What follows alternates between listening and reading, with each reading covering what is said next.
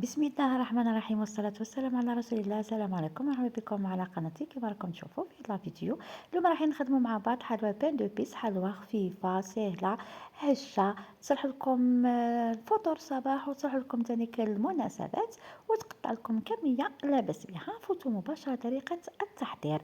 هنا وجدت لكم المقادير. بالنسبة للزنجرديو كامل اللي راح نحتاجوه واللي هي عندنا 2 بيضات، عندنا فرينة، عندنا بان دو بيس مرح يكون شوية خشن، عندنا هنا لوز يكون مرحي خشن، عندنا كاكاو، عندنا فانيليا، فانيلا عفوا ليكيد ولا سائلة، وعندنا خميرة، وعندنا زبدة الفول السوداني والزيت بالطبع إذا يعني ما ذكرتوش.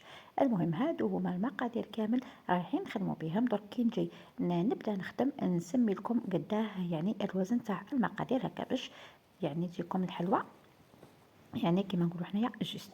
المهم نبداو درك نجيبو ريسيبيو باش رايحين نبداو. اول حاجه انايا ذوبت انا الزبده درت 100 غرام من الزبده. أه ديروا 100 غرام من الزبده، ذوبوها، خليوها تكون دافيه ما تحطوهاش سخونه. انا بالتما خليتها هكا تبرد لي ومن بعد انا حطيتها لكم مباشره. درنا الزبده.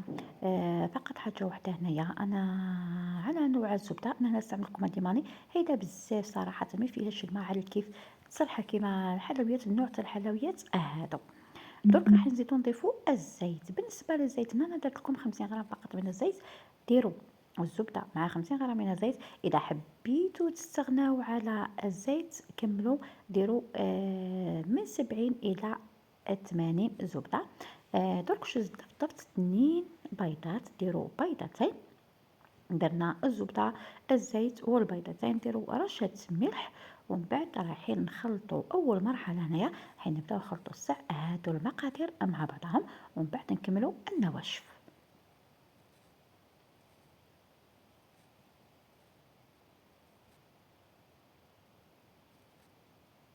كيما راكم تشوفوا فيا راني نخلط حتى نحس بهذاك الخليط بدا يتغير اللون تاعو.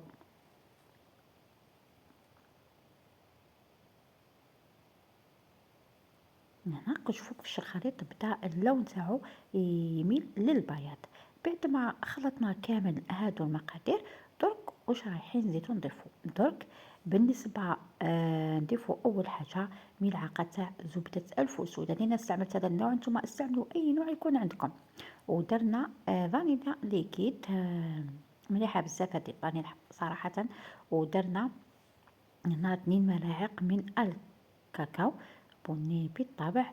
هادو هما المقادير اللي خلطتهم مع بعضهم. دوك هنايا نزيد نخلط كيما هكا ومن بعد نطلعوهم حتى نحسوا بالخليط هذاك ولانه خفيف.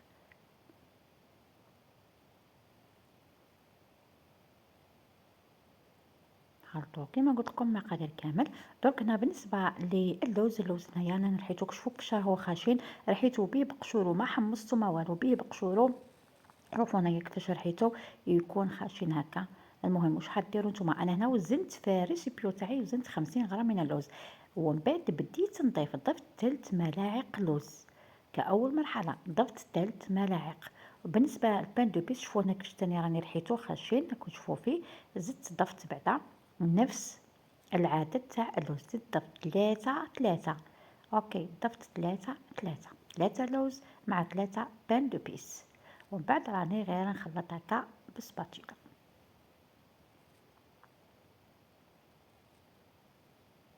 قلت لكم هذه الحلوى تجيكم هشه خفيفه، تصلح لكم الفطور تاع الصباح وتصلح لكم تاني تخدموها للمناسبات. بعد ما ضفنا 3 دوكا راح نزيدو نضيفو ملعقه. اوكي دوكا راح نزيدو نضيفو ملعقه يعني المجموع كامل 4 ملاعق لوز و4 ملاعق بان دو بيس.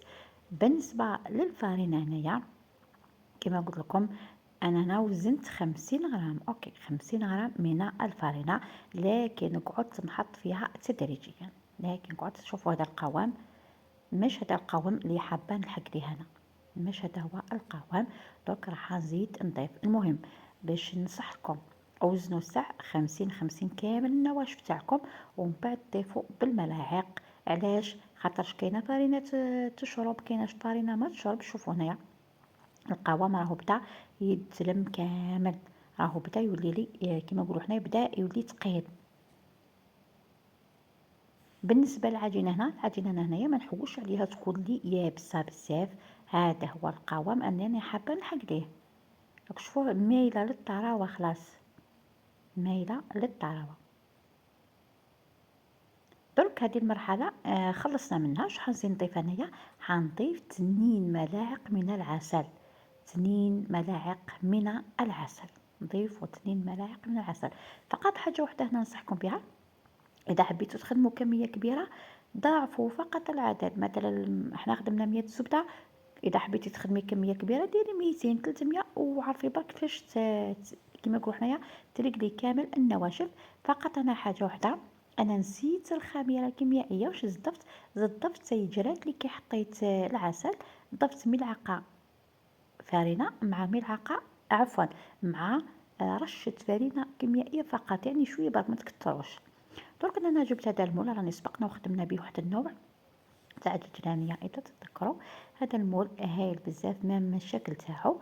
درك راح نبدا نحط انايا العجينه تاعي. العجينه راكم تشوفوا فيها ما راهي جاريه ما راهي يابسه، راهي حاكمه روحها، جوست ما تكون حاكمه روحها برك، يعني هي تميل للطراوه لكن ما ديروهاش يابسه.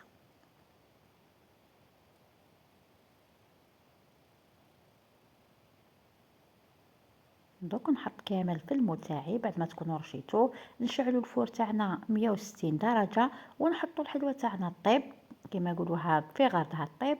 ومن بعد نخرجوا الحلوه نخليوها حتى تبرد. كيما انا هكا راني خرجتها خليتها حتى تبرد. مده الطهي ما تجيكمش يا ربي واحد 9 إلى 10 دقائق، يعني ما تطولش خلاص مده الطهي تاعها. شوفوا انا كيفاش خرجت لي، راهي خفيفه خفيفه ما تصوروش كيفاش خفيفه الحلوه.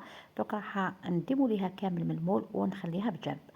هنا واش جبت معايا؟ جبت شويه عسل، ذوبت شويه عسل، انا هنايا درتو شويه يمين يكون خفيف، وحطيت له ملعقه تاع زبده الفول السوداني. خلطت هذيك الزبده مع العسل وبديت نشرب هذيك الحلوه تاعي كامل، حبيت نشربها ونخليوها.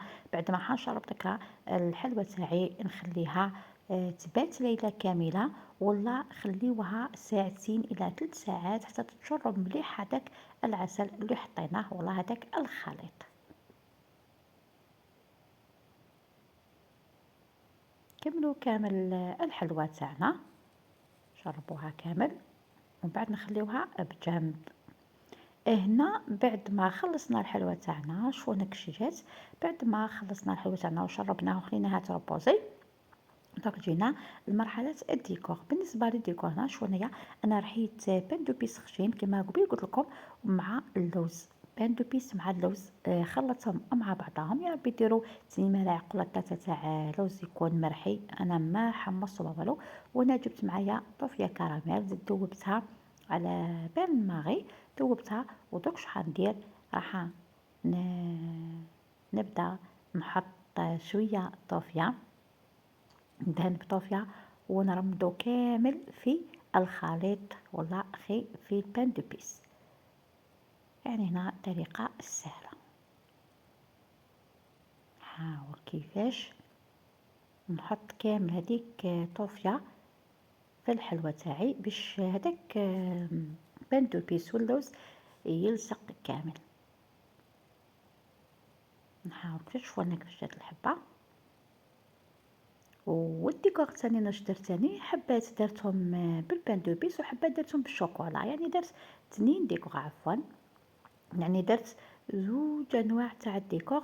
وانتم لكم الاختيار تحبوا شوكولا بيضاء، المهم لكم الاختيار. دونك نكمل الحلوى تاعي خلوها تريح لنا ومن بعد نكملوا الديكور النهائي.